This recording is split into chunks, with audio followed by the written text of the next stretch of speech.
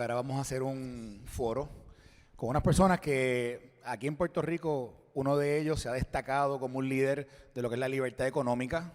Ha sido bastante audaz en llevar a cabo unos esfuerzos por educar a las masas cuando la gente a veces, todo el mundo piensa que Puerto Rico y su economía, una economía supuestamente, ¿verdad?, es capitalista, supuestamente de derecha, pero con la educación y con la experiencia, este caballero ha creado un instituto que se llama Instituto de Libertad Económica y ha tomado como meta personal ir por todos los lugares en Puerto Rico para que realmente Puerto Rico pueda entender todo lo que es la economía puertorriqueña y cómo puede salir de la base izquierdosa en la cual ha estado fundamentada a través del tiempo. Así que presento ahora aquí al ingeniero Jorge Rodríguez, aquí le pido un aplauso.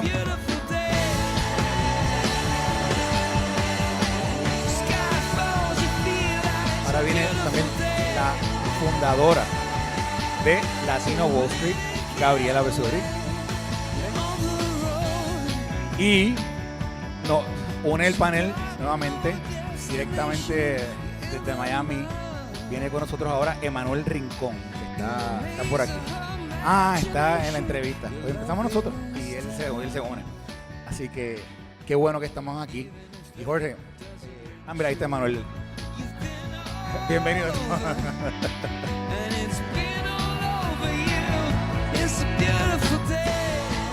Bueno, mire, y a esta conferencia nosotros le llamamos Economic Liberty, libertad económica, Reshoring, Latino Capital and the New Business. Y yo le digo a Jorge, le he dicho a través de diferentes experiencias que he tenido con él, que yo creo que él es un apóstol de la libertad económica. Y cuando le dije eso, se lo dije en un podcast, ¿verdad, Jorge? Yo creo que fue un podcast. Pero fíjate, me gustaría que fuéramos a lo más básico. ¿Qué es la libertad económica según como, ¿verdad?, como tú la predicas, y cómo se ve eso en Puerto Rico? Pues buenas tardes a todos y gracias a Alexis, gracias Carlos y a Tony y a los organizadores del evento. Gracias por darle foro y crear espacios sobre temas como la libertad económica. La libertad económica nosotros la identificamos como el derecho que tiene todo ser humano a ganarse la vida en la ocupación que elige sin ninguna intervención innecesaria del gobierno. Todo ser humano tiene un derecho inalienable a ganarse la vida, a tener el sustento para él y para sus seres queridos. Y cada vez que hay una intervención del gobierno, el monopolio de la violencia, pues eso tiene que estar extremadamente justificado para violentar el derecho inalienable que tiene todo ser humano. Háblame de Puerto Rico. Háblame. Pues miren, porque vivimos en una sociedad que piensa que en Puerto Rico existe gran libertad. El instituto se forma en el 2020. Yo llevando 50 años corriendo una empresa en Puerto Rico 35 internacional, nunca había oído en Puerto Rico la palabra libertad económica. Yo creo que nadie la había escuchado. Libertad económica no es un estribillo, es una definición económica de una escuela de pensamiento económico, el liberalismo clásico, y muchos países la conocen, pero en Puerto Rico no se conocía. Cuando nos dimos a la tarea con el Fraser Institute tiene el índice de libertad económica mundial y tiene el índice de libertad económica de Norteamérica. Para que tengan una idea, el Fraser Institute, basado en Canadá, se forma, entre otros fundadores, por Gary Becker y Milton Friedman. Estos son premios Nobel de Economía. ¿Okay? El Economic Freedom of the World de Fraser Institute es el documento económico número 13 en el mundo de referencia para los economistas. Insertamos a Puerto Rico en la libertad económica en Norteamérica y quedamos último. Pero no es que quedamos último, quedamos 2 veces y media por debajo del último estado y 4 veces por debajo del estado con mayor libertad económica. Ya la hemos medido por 20 años, ya la data, los académicos que investigamos 20 años, para que tengan una idea del número, el promedio de libertad económica de Puerto Rico en 20 años es 1.74. El promedio de los Estados Unidos, de los 50 estados, es 6.89. O sea que lo que le estoy hablando es que la capacidad de una persona ganarse la vida en la ocupación que elija libremente en Puerto Rico es prácticamente imposible. Es de 2 a 4 veces más difícil ganarse la vida en Puerto Rico que en cualquiera de los 50 estados. Esa es la... Eso, Bueno, al final y del de ahí, día, eso es lo de que ahí pasa. que viene, ¿verdad? El hecho de que tú hayas querido fundar el instituto. Claro. Para darles una idea, miren, les voy a dar un kilo view. Vendo la empresa, termino la vida de empresario, veo lo que está pasando y quiero hacer una organización sin fines de lucro soy ingeniero, soy analítico, para hacer investigaciones y dársela para la política pública. En el 2019 nos juntamos varios líderes de empresas en Puerto Rico y decimos, pues vamos a hacer un instituto de investigación, un free market think tank. Todos los estados de Estados Unidos tienen un free market think tank, el único que no tenía uno era Puerto Rico. Y definiendo el nombre, yo tenía 52 años, ya había corrido una empresa por 25, había trabajado en la industria 35 años. Definiendo el nombre, un miembro de Junta, Tony Larrea, yo le dije, miren, hice la investigación y hay que llamarle instituto, porque vamos a investigar instituto. Y Tony Larrea dice, vamos a llamarlo Instituto de Libertad Económica. Y yo lo miro y le digo, ¿qué carajo es eso? Yo, a mis 52 años, quien dirige ahora el instituto, no sabía, nunca había oído esa palabra.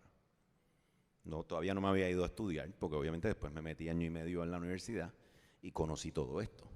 Pero lo que quiero dejar saber, un mensaje, es que el hecho de que el presidente del Senado de Puerto Rico mencionara libertad económica más de 13 veces, fue la palabra que más mencionó en su discurso, cuando en Puerto Rico en el 2020 no se hablaba de eso.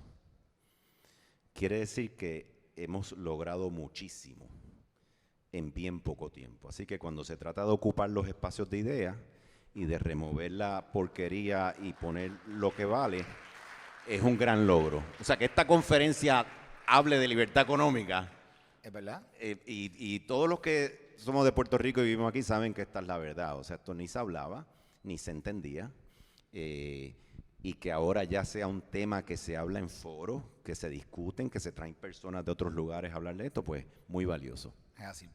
Gabriela Berrospi, fundadora de Latino Wall Street, básicamente de las responsables que estemos aquí hoy celebrando este evento.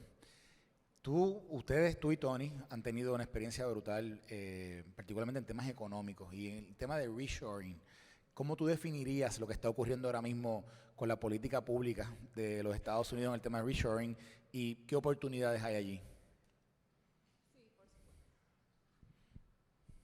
Ok, ahora sí. Bueno, muchas gracias por esa pregunta y a todos por estar aquí. El reshoring básicamente se trata de traer a fábricas que están afuera de Estados Unidos, ¿okay? Traerlas para tener estas oportunidades económicas a nivel local. El presidente Trump es uno de los presidentes que ha sido de los más claros y firmes con esto, que es incentivar la producción local. ¿Por qué esto es tan importante? Porque si no controlamos lo que producimos, no podemos controlar ni nuestra seguridad nacional, ni nuestra libertad económica por completo. Y lamentablemente por mucho tiempo tenemos un historial de haber dependido de otros países, de China, para las fábricas de la mayoría de nuestros productos, como muchos se pueden dar cuenta, muchas de las cosas que consumimos vienen de otras partes. Entonces, ¿qué es lo que tenemos que hacer? Tenemos que presentar incentivos para que las empresas empiecen a producir de forma local. No podemos seguir con esta dependencia eterna en China. ¿Por qué no es una buena idea depender de China? Bueno, creo que todos lo vivimos en la pandemia del 2020, cuando se afectó la cadena de suministro o cuando tenemos guerras, tensiones geopolíticas, cuando se bloquean exportaciones. Hay muchas consecuencias, hay mucho riesgo, demasiada exposición cuando dependemos de afuera del país. Y creo que el presidente Trump ha sido el mejor presidente en el sentido de ser tan firme en crear incentivos, que estamos viendo un flujo y un movimiento que no se ha visto en muchos años, de que las empresas, las más grandes del mundo, están regresando a Estados Unidos, donde pertenecen a las fábricas y a hacer más negocios, a crear más empleos, y al final esto nos va a beneficiar a nosotros. Y yo entiendo lo que muchas personas dicen cuando tocamos este tema, que es, "Ay, pero es que es más caro". Claro, no producimos en Estados Unidos porque todo es más caro, los sueldos son más altos que, por ejemplo, China. Es un punto válido, sin embargo, quiero que piensen en las consecuencias y en el riesgo de seguir para siempre dependiendo de otros países. Tenemos que poner todo en una, balancear todo y darnos cuenta que parte del enfoque de esto no es solo únicamente económico, sino también se trata de seguridad nacional. Muy bien. Emanuel, tú te tuviste que ir de tu país por política fallida socialista, una economía que no sé si llamarle chavista, no sé cuál es el término que tú utilizarías para nombrarla, pero evidentemente una economía fallida, sin embargo, viniendo de un país rico en recursos minerales, naturales y capaz de producir múltiples riquezas. Cuéntame, obviamente tú vives en los Estados Unidos, has tenido la experiencia de vivir bajo el capitalismo. ¿Cómo tú describirías el modelo fracasado del socialismo en Venezuela y cómo tú crees que puede haber un cambio político y económico en tu país? Mira, empezando para quizás terminar un poco el punto que estaba tocando Gabriela, hay algo que es muy importante de entender con respecto al tema de eso de la cadena de suministro.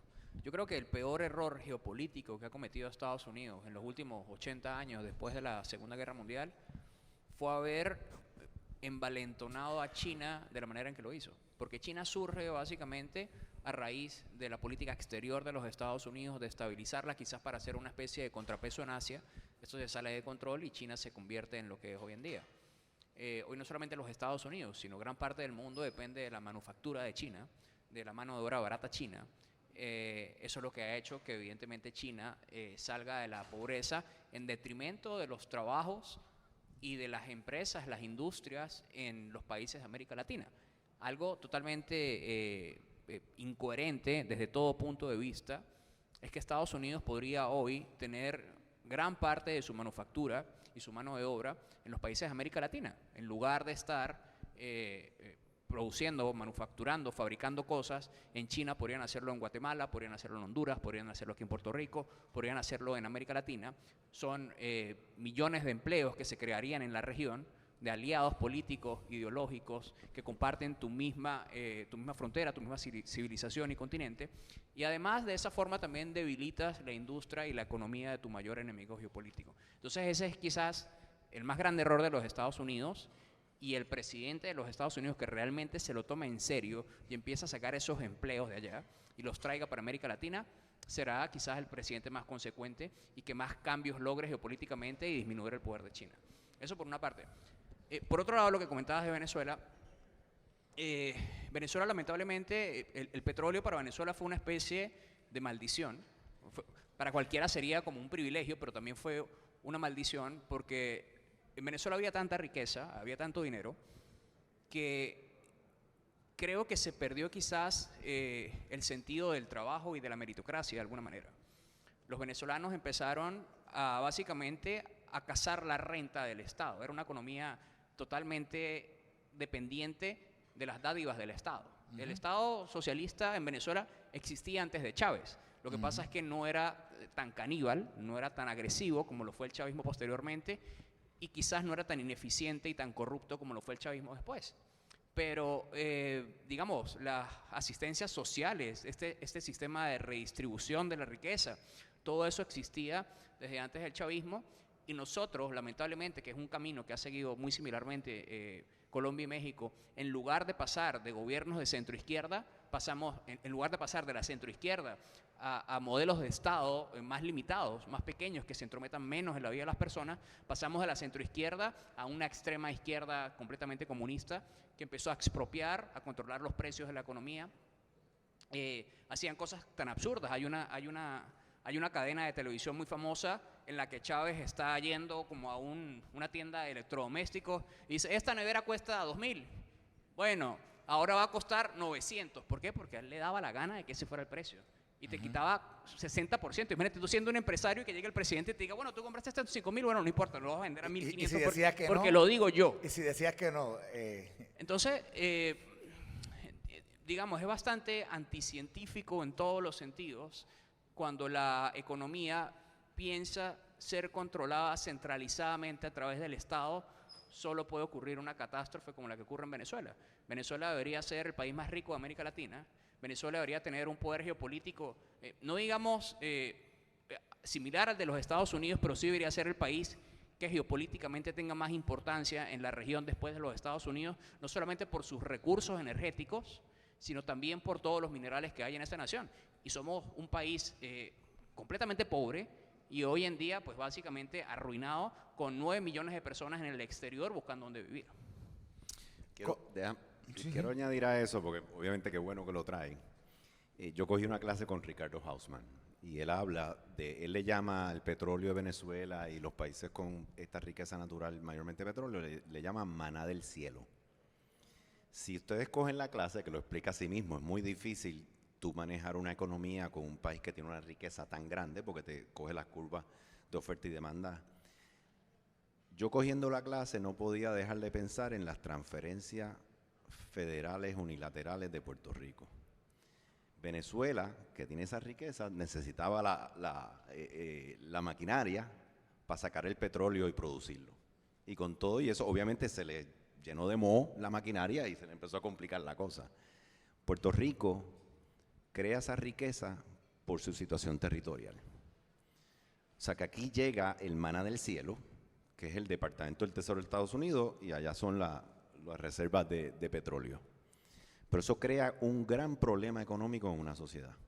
Y lo mismo, si fijan, los países que tienen Cuba con la caña de azúcar se meten en socialismo y en distribuir riqueza porque no tienen que producirla a las personas, la sacan del recurso natural. Porque destruyen las cadenas de incentivos de la sociedad. Claro.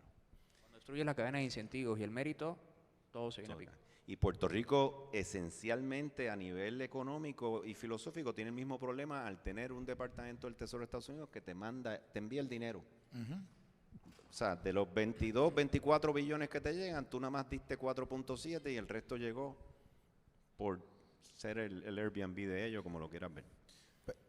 pero tomando eso, tiene que haber oportunidades, Gabriela. Cuando uno analiza lo que estaba diciendo Jorge ahora, que me parece un retrato muy claro de la economía local, pero también debe haber algo de ventaja ahí, hay algo que quizás pueda haber una oportunidad. ¿Dónde quizás tú ves las oportunidades con la economía actual que quizás Puerto Rico pudiera tomar ventaja de ella?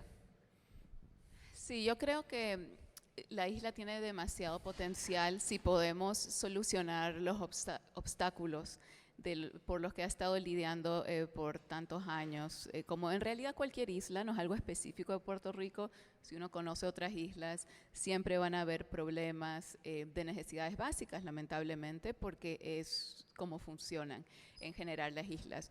Pero el potencial que aquí yo veo es en los programas que atraen los grandes inversionistas. Yo, de hecho, aquí en Puerto Rico, viniendo de Manhattan, que viví la mayor parte de mi vida en la ciudad de Nueva York, este es el lugar que hoy en día está trayendo a los más grandes inversionistas para que compren propiedades, creen empleos y como dice Elon Musk, si quieres prosperidad, si quieres generar riqueza, te vas a dar cuenta de algo que nunca falla.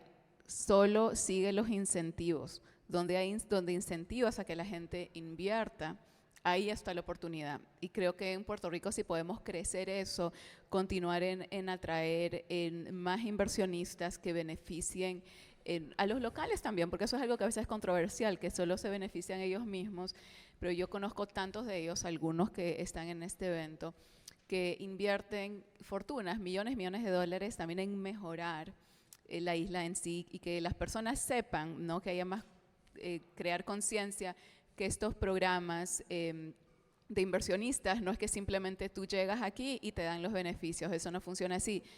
hay todo tipo de cláusulas de donaciones, de aportes, de inversiones que uno tiene que hacer. Tienes que agregar un valor para que luego tú puedas recibir un beneficio. No es a la loca, no es cualquier persona. Hay que tener capital, hay que ser aprobado. Es un proceso bastante largo y tedioso. Y creo que el peor error que podemos hacer en Puerto Rico es como muchas personas simplemente no están de acuerdo con eso, piensan que les juega en contra. Yo apoyo de eso porque he visto todas las nuevas oportunidades que se han podido crear. Cuando viví con mi esposo aquí, pudimos crear más de 100 empleos, tanto no solo en nuestras diferentes casas, sino también una oficina que teníamos en Hatorrey. Y literalmente en mi tiempo aquí di trabajo a más de 100 personas. ¿Eso benefició, tú piensas, a esas 100 personas? Por supuesto que sí. Entonces hay que pensarlo desde ese punto de vista. Queremos agregar valor, queremos atraer a la mejor calidad de personas y continuar con estas reglas que la condición siempre sea vamos a construir y agregar más valor a los locales y a Puerto Rico. Jorge, tú que, hablando de libertad económica, aquí hay varios políticos. Quiero que digas algo sobre eso, pero quiero plantearte lo siguiente. El político,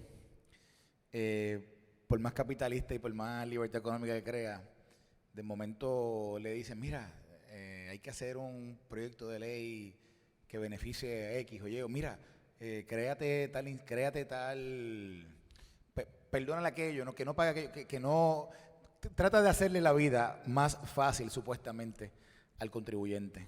Pero en muchas instancias lo que hace es que a veces crea más problemas en la economía. O sea, ¿cómo tú, cuando te sientas con un político, tú le explicas y que entienda que puedes crear a través de legislación un clima distinto al del que vive, donde la libertad económica sea principal?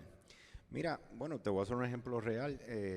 Puerto Rico obviamente está estrangulado. El mercado de Puerto Rico es un mercado sumamente regulado y estrangulado. Hay que destrancarlo. Ciertamente tus partidos de gobierno han sido de estatus territorial. Así que estos candidatos políticos no han corrido sus campañas porque quieren menos gobierno, un gobierno limitado, quieren mejor derechos de propiedad privada o quieren más libertades individuales. O sea, esa narrativa en Puerto Rico no existe porque el político lo eliges por de qué partido de estatus es. Hay una excepción grande, tenemos aquí a la senadora Joan Rodríguez Bebes, que obviamente apoya 100% por su convicción, ¿verdad? Porque el partido por el que ella corrió no representaba un estatus territorial. Pero ¿qué ocurre cuando tienes 50 años de gobernanzas que no son de normas sociales y económicas y manejo de fondos públicos? Es de la relación territorial. ¿Qué ocurre? Se construyen intereses. Y derrumbar esos intereses ahora es muy complicado. Les doy un ejemplo de ahora. Licencias ocupacionales. Hicimos el estudio de licencias ocupacionales. Puerto Rico tiene 134 licencias ocupacionales. Puerto Rico tiene 13 licencias ocupacionales que ningún estado tiene. Y tiene 34 licencias ocupacionales que 4 estados o menos tienen. ¿Cuál es una de esas? Relacionista público. ¿Cuál es otra? Diseñador de interiores. ¿Cuál es otra? Técnico de electrónica. ¿Cuál es otra? Administrador de condominio. Pide que hay. Promotor de evento, porque aquí son finquitas. Se pasa una ley, Tomás Rivera Chá con Joan Rodríguez Bebe, pasan una ley para eliminar 13 licencias, para afuera. No tiene que ver con salud y seguridad pública, el gobierno no se tiene que meter. Hay jóvenes aquí que quieren ser promotores de eventos, hay jóvenes que quieren ser decoradores de interiores, hay jóvenes que quieren ser relacionistas públicos, que puedan entrar y competir. Obvio, ¿verdad? By the way, estamos en quiebra, así que sería bueno que más gente pueda entrar al mercado. Pasan la ley, ya están los relacionistas públicos diciendo cómo va a hacer eso, cómo va a hacer eso. Pasan una ley para que el que tenga una licencia de Florida, de Wisconsin, de Nueva York, enfermera, realtor, se mude a Puerto Rico, pueda presentar su licencia y pueda empezar a trabajar. By the way, las enfermedades en Puerto Rico son iguales a las enfermedades allá. Si eres enfermera allá, puedes ser enfermera acá. Los exámenes de revalida son los mismos. idéntico. Pasan la ley para que eso pueda suceder. ¿Quiénes se oponen? El sector privado. Lo que quiero contestar con tu pregunta es que se construyeron tantos intereses por 50 años que ahora tienes que comenzar a derrumbar eso. ¿Qué político va a tener la voluntad política de ir contra eso? Si el sector privado, que es el sector más competente, más organizado, de más recursos, es el primero que está diciendo, no, quedémonos como está. O sea que definitivamente el sector privado tiene que hacer un mejor trabajo de darle el holding environment al político, al legislador, para que el legislador tenga la valentía de pasar la ley que tiene que pasar y que el sector privado los apoye. Pero cuando tiene 50 años de finquita, empezar a derrumbar estas fincas es mucho más complicado de lo que pensábamos. Y esa, pues, espero que haya contestado tu pregunta. Sí, o sea, sí. se complica. No, es complicado, pero es algo que hay que hacer, ¿no? Claro, bueno, imagínate, estos son datos, esto es para el pueblo en general, estos no son grandes intereses. Esto es un estudio de 1 año y medio de la Universidad de Puerto Rico, donde todo el mundo se quedó en shock, que tú pensarías que es una ley fácil y está dando trabajo. Imagínate la ley laboral para que haya at will y sea voluntad trabajar y no sea... Sí, complicado. O sea que va a ser difícil, pero yo creo, obviamente el convencimiento del instituto es que el conocimiento y la razón es lo que te lleva a la verdad y que la verdad es la que le va a llevarte al convencimiento de las personas. Así que esperamos que con la investigación y los datos haya un convencimiento de que esto es lo correcto para hacer y que eventualmente, y lo estamos viendo, by the way, espacios como estos, espacios que se han creado de la diestra y todos los jóvenes que aquí hacen sus podcasts, el tema de una narrativa que diga esto es lo que tenemos que estar haciendo y sacar de este espacio la porquería de esta de la izquierda que no tiene un solo dato, by the way. Yo debato con ellos y yo vengo con 20 grafiquitas y ellos vienen con bla, bla, bla. Y yo, pero yo estuve aquí 1 año y medio haciendo tablas y datos y gráficas y tú no sacas nada. O sea que yo confío y nosotros confiamos en el instituto que la razón a través de la investigación y del conocimiento definitivamente va a poder desplazar toda esta porquería que tenemos en el mercado de ideas. Muy bien, Emanuel, y como pregunta de cierre, mirándolo quizás un poquito más amplio, ahorita mencionaste dejar la dependencia de China y utilizar a América Latina como posible lugar de producción, de intercambio comercial. ¿Dónde quizás tú ves que está la mayor oportunidad en ese espacio de América Latina? Porque la verdad es que a través del tiempo, tú ahorita mencionabas que deberíamos haber sido el Dubái y tenemos economías como Haití. ¿Dónde tú crees que en América Latina puede haber la visión y la oportunidad para quizás ocupar ese espacio del que tú mencionas? En cualquier país que quiera salir adelante, literalmente. O sea, a ver, tú muchas veces ves a los políticos de nuestros países enfocados en los temas equivocados. O sea, yo creo que un político debe abocarse, número uno, a ofrecer tanto seguridad física como seguridad jurídica a los ciudadanos, empezando por allí. Y número dos, debería dedicarse a incentivar la inversión privada en el país, no a monopolizar la economía de la nación.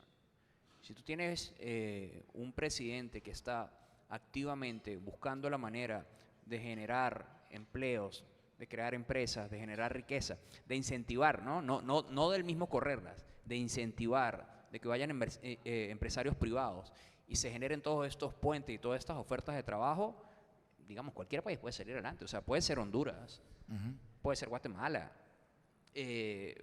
podríamos ser nosotros si no tuviésemos una dictadura comunista asquerosa. Lo está haciendo ahorita Argentina. Con Milei, digamos, han pasado muchas leyes para sacar al Estado de por medio y para tratar de cambiar el ambiente, que, a ver, Argentina era un infierno fiscal en todos los sentidos.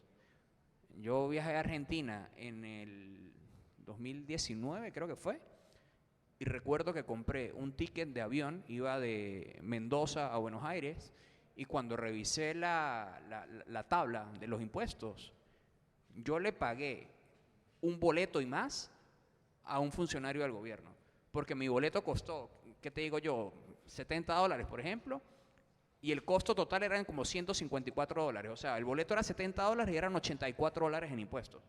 Ahora traduce eso a transacciones y operaciones diarias de todo lo que tú compres en Argentina. O sea, cualquier tipo de comercio. Era un desastre.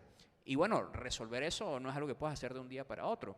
Pero te insisto, hoy en día hay una administración en los Estados Unidos que quiere cambiar eso. Al menos tienen la visión de hacerlo. Ya después de ejecutarlo es un poco más complicado. Pero mi recomendación sería para el liderazgo político de cada país que realmente quiere que sus naciones salgan adelante, bueno, pónganse ustedes también a hacer lobby en Washington y empiecen a hacer tratados de comercio con los Estados Unidos y traten de incentivar la inversión estadounidense dentro de sus naciones. Es la manera. Pero te insisto, cualquier país lo puede hacer. Solo basta de voluntad, tanto de los políticos como de los inversionistas privados para que eso ocurra. Muy bien, gracias. Fuerte aplauso aquí a nuestro panel, a Gabriela, gracias.